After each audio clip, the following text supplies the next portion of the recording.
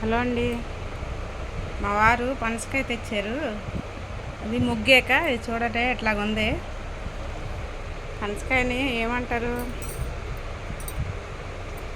దీనికి ఒక ఇది ఉంది, చెప్తాను వినండి. తండ్రి గరగర, తల్లి పీచు పీచు, పిల్లల రత్నాలు. ఇదిగోండి రత్నాలు. ఇది తండ్రి గరగర అంటే పై పొట్టు ఉంటుంది కదా, ఇదిగో ఇదండి. పీచు పీచు అంటే ఇది తల్లి. పిల్లల రత్నాలు చూడండి లోన్ ఉన్నాయి, తీస్తున్నారు. ఒక కాయకి ఇవి వచ్చాయి.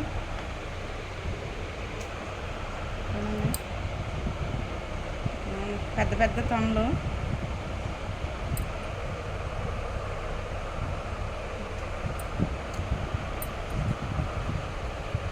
బాగా ముగ్గింది.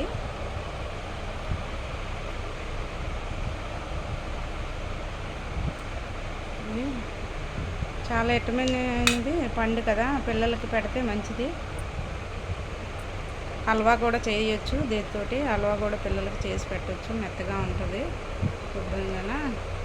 ఇలాగా మాకైతే కోయడం రాలేదు, అట్లాగే ఎలాగో కోసాము. కోసి తీస్తున్నాము కాయని. కోసే వాళ్ళు అలవాటు ఉన్న వాళ్ళు అయితే నీట్గా చక్కగా కోస్తారు. మాకు అలవాటు లేదు కదా, అందుకని మేము ఇలా కోసాము. కోసి అలాగే ఎలాగోలాగా తీసాము. అట్లాగ వచ్చాయి చూడండి. ఒకసారి మీకు కూడా చూపిద్దాము అని చూపిద్దామని వీడియో తీస్తున్నాను. చూడండి.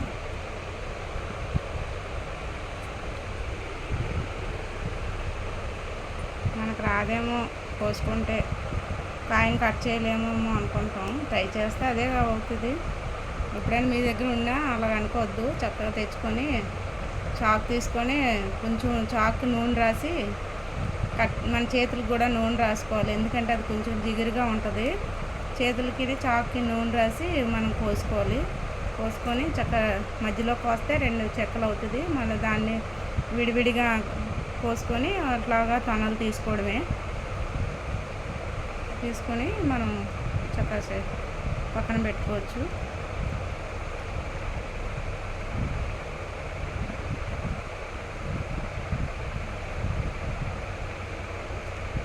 ముందుగా అట్లా కట్ చేసి తీసుకోవాలి.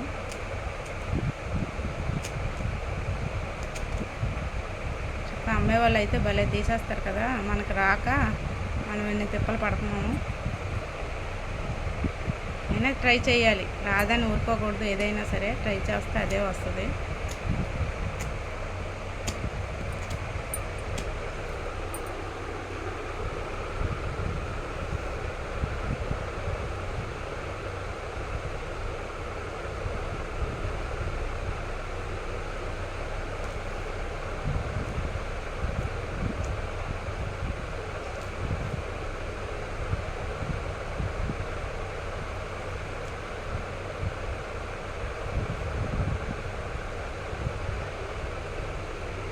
అట్లాగా పిల్లలకి కొంచెం పెట్టండి, మంచిది ఇది. ఈ పండు పిల్లలకు పెడితే చాలా విటమిన్స్ ఉంటాయి, చాలా మంచిది. అందుకని ఒకసారి మీకు చూపిద్దామని ఈ వీడియో తీసి పెడుతున్నాను. చూడండి.